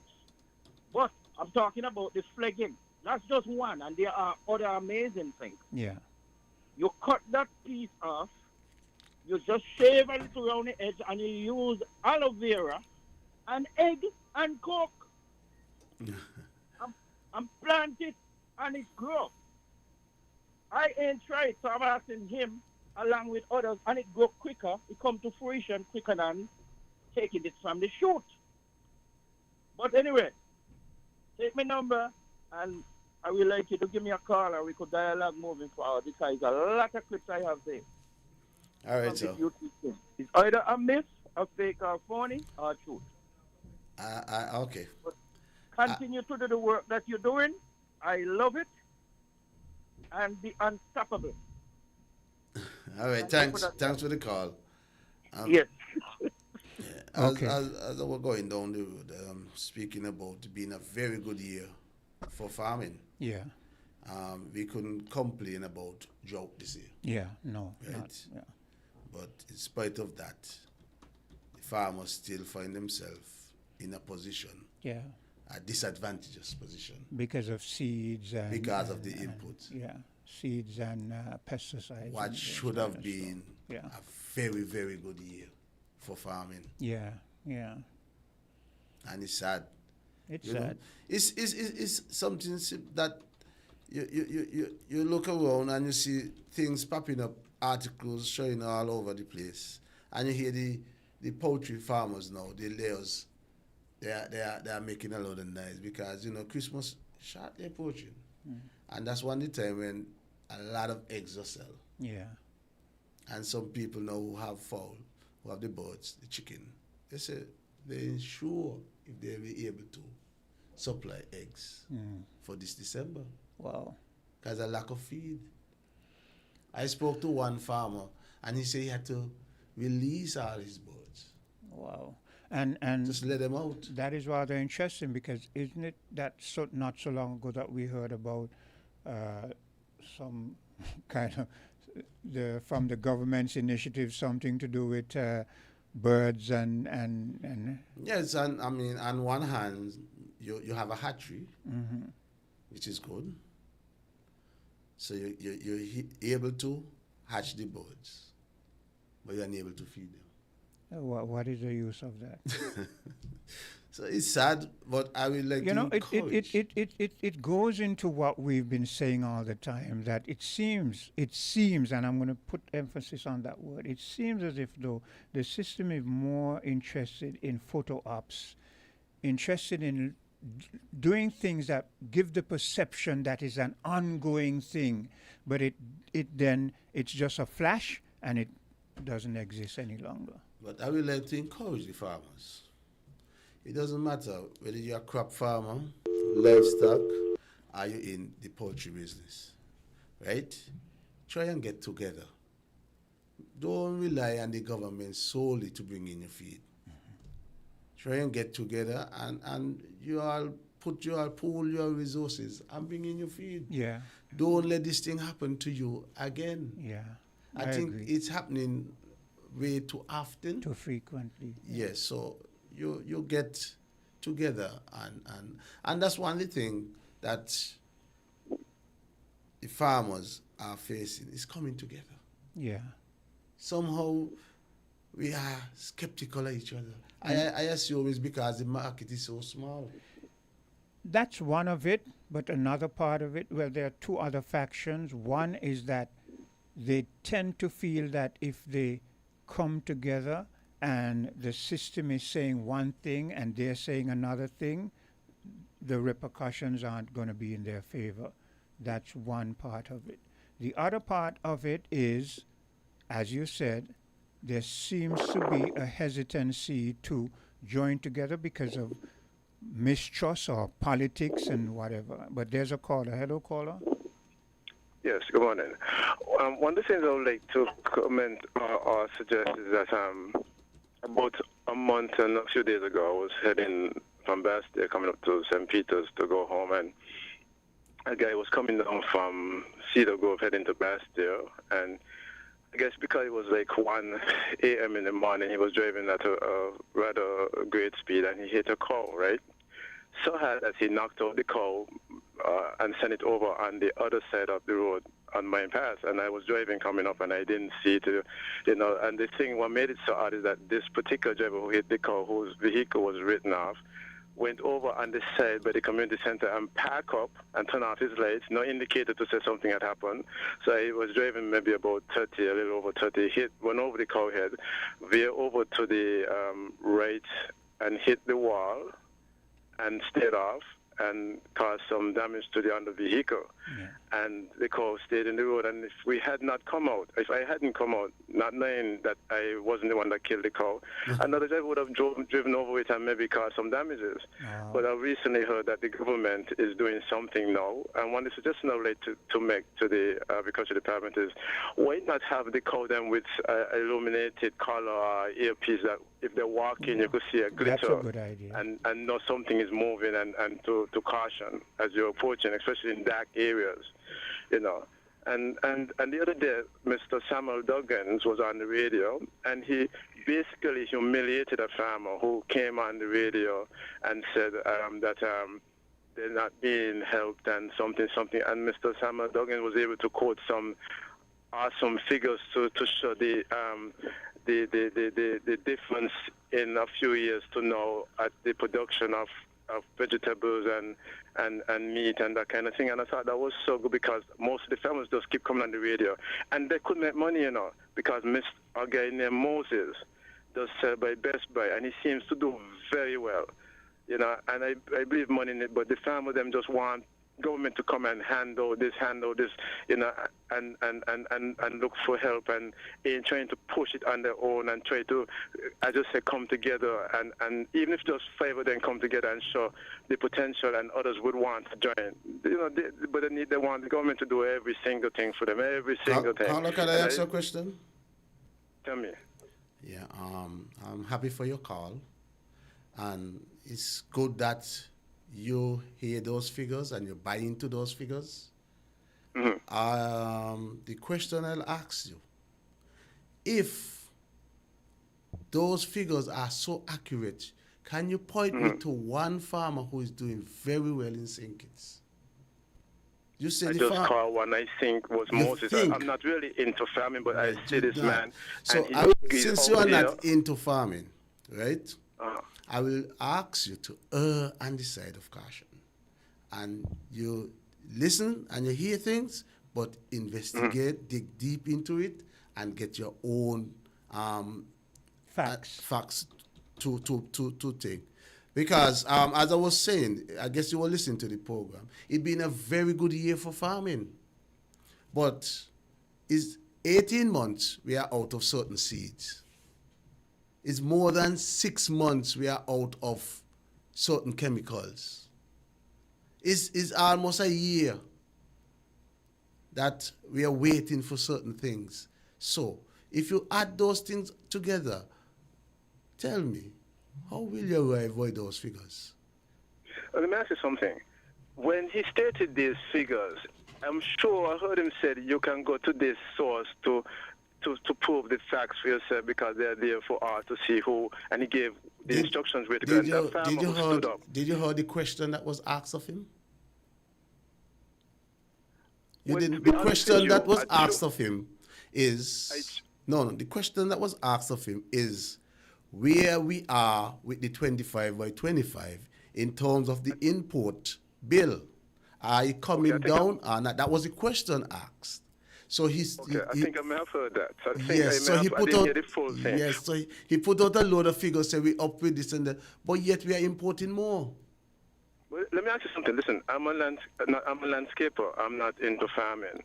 But there are times when I want certain chemicals, like, for example, something I use for something called Demon Max I use to kill insects. And TDC was selling for this exorbitant price. What did I do? I went on eBay, saw where I can get it, for at least maybe $250 or less than that, and brought it in. Now, my only problem, I had to run to the agriculture department and get that paper to import it. But I did that on my own because I couldn't pay for the price that TDC was charging and charged my clients them like $50, $40 to just spray around the house. So I went and I did research and I brought it in. Now, why you can't do that for your chemicals. Well, you can't do that for your seeds in say, Trinidad or other places that you get duty-free concession, because the farmers will get duty-free concession, but they don't want to do anything for themselves. They want the government to do this, government to do that, and then they reap the benefits, and you see them driving the big cars, you see them living on the big estate. Okay, you say, I hear you, Carlo. You say they're driving the big cars, and so I would like to see. Well, that's what they want to But arrive at. They want to arrive. So what is wrong with wanting to arrive at driving a big car? What's wrong with that? What I'm saying to you is this. They should be driving a big car. Farmers should be able to dress good and drive the best, have the best house. They should be able to do that. Yes. That's the right to anybody. That you want government to do the government, things in you, and government. Carlo, sorry to talk over you. Government, right, is the leader in agriculture. They are the one who bring in the stuff. They are the one who regulate things and everything. They are the leaders. So we have to look to them. If government will move out the way and say, okay, farmers are moving the red tape, so you could bring in your chemical, and you could bring in your seeds. And caller, hear this. You wouldn't have this conversation. Caller, hear this. This is another faction you must look at.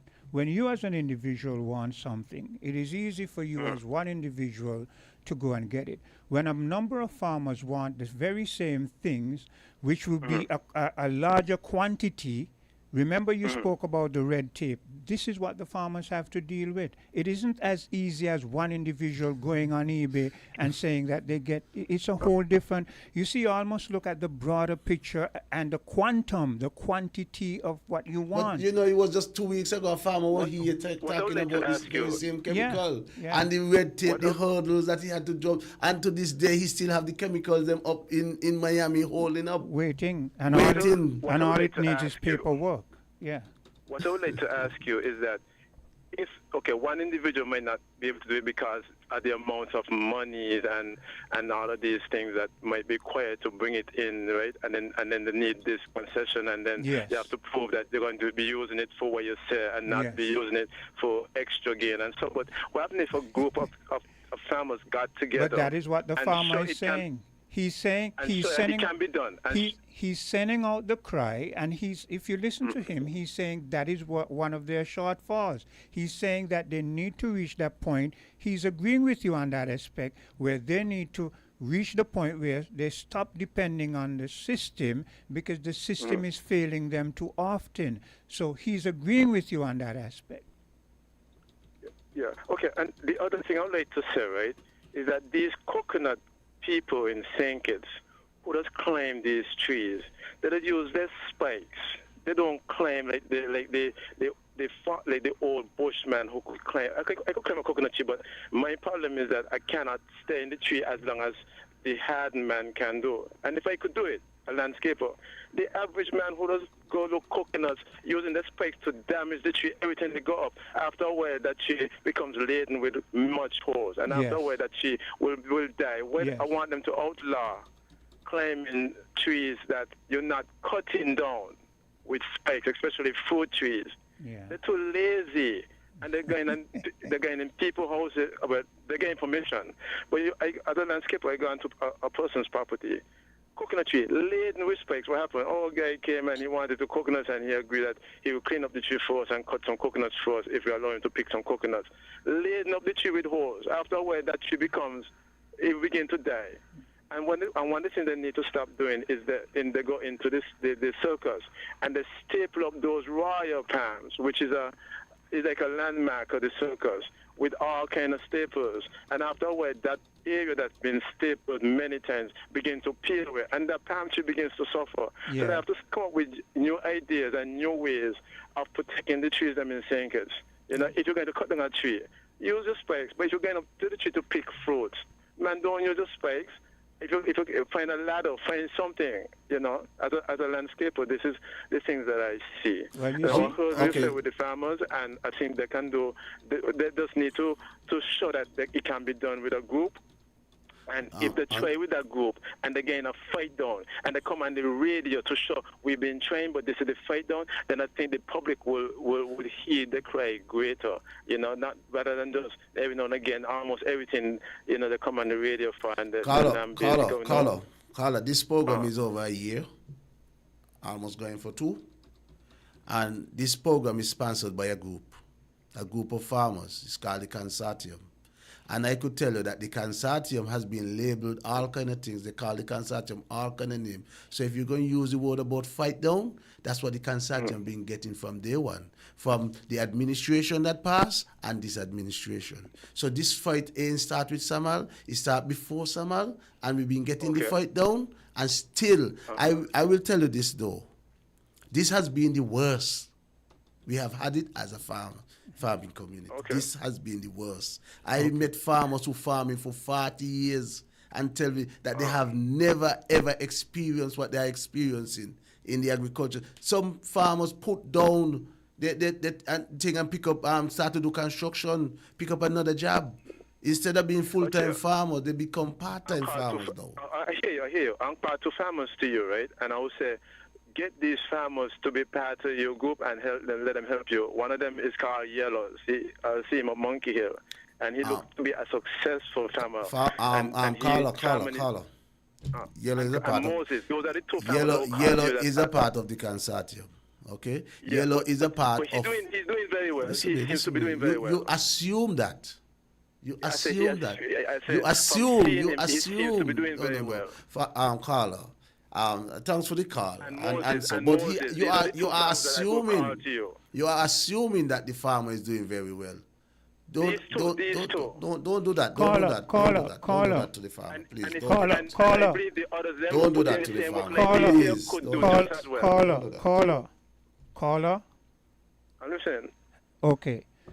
I listen to you, and I hear what you're saying, and you have some good positive pointers, but it seems to me that you somewhere in your mind have gotten to your own conclusion, and you're running with it.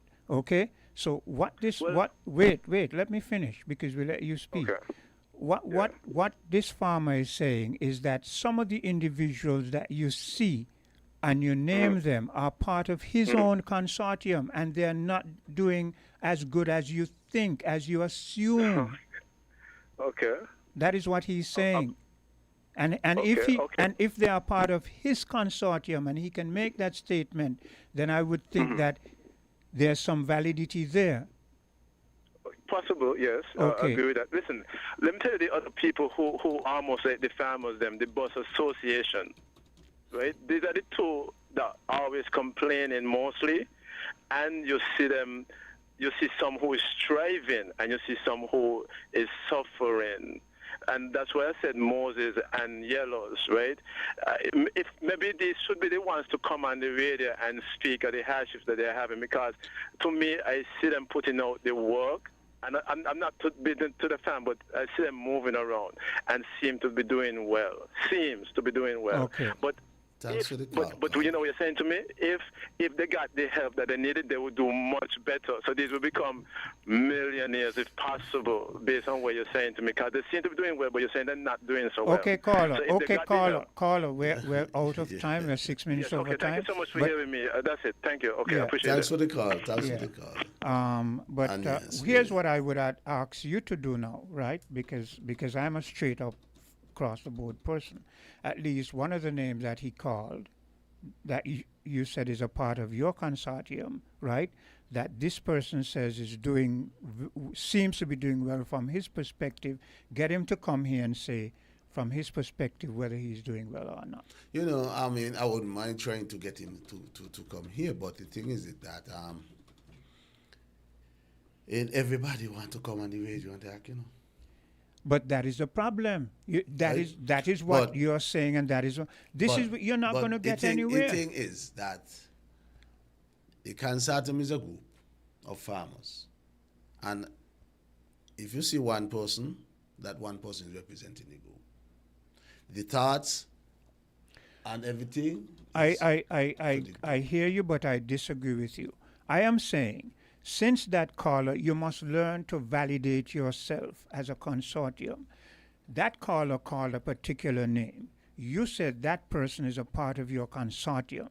I would say to you, go to that person. He doesn't have to be on for 10 minutes. All he can do is come on 5 minutes, make his statement, and go. Come on and say, I am a part of the consortium, and yes, everything is going good for me, or no, or my cucumbers are going good, but I have problems with my yams. And you understand what I'm saying? I hear what you are saying, Clint, and that's something I could work on. But Yes. I'm saying that when the consortium speak, right? That's the reason why it's called a consortium, because every individual cannot come and speak for themselves. I hear you, but I'm using one No, example. I don't have to get to that caller and justify nothing to that caller. I agree, but you're not justifying to the caller. You're No, justifying to the masses who are listening. And the masses who are listening will understand that we speak for a group.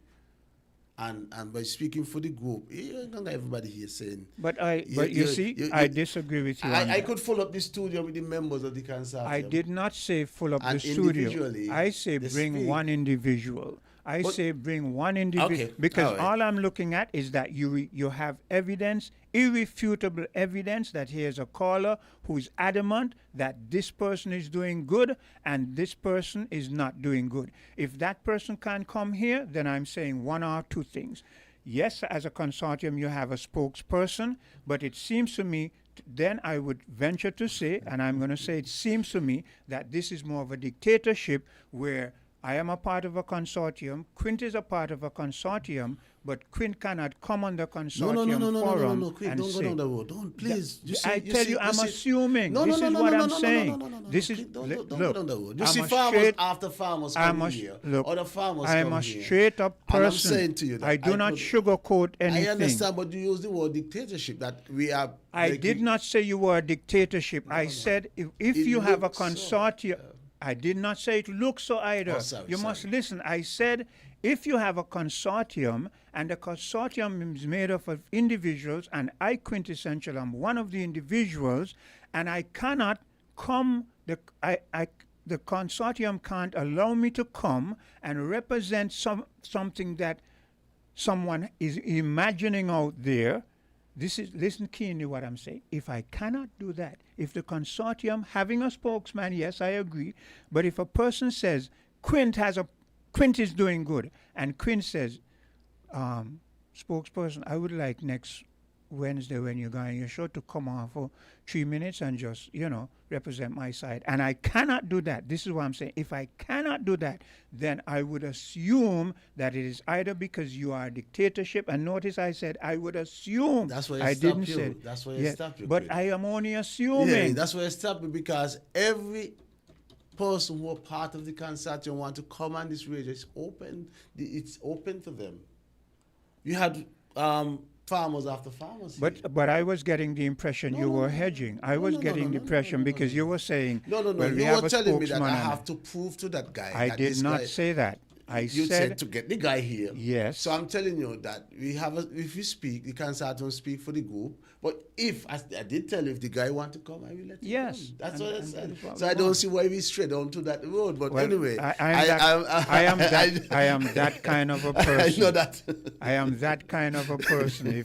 If you give me leeway because you're not precise, I'm going to go down the road. Okay. And I enjoyed the conversation. And I will say to that caller, thanks for calling, and I expect to hear his voice again in future program. Yes. So I will tell him keep on listening to the farm report. Yes. And then when he listened to the report, he could go back and report to somebody else that this is being said by the consortium and ask if we have any truth to it. Yes. I mean, in wrapping up, before you go, I'm squeezing this caller. Hello, caller.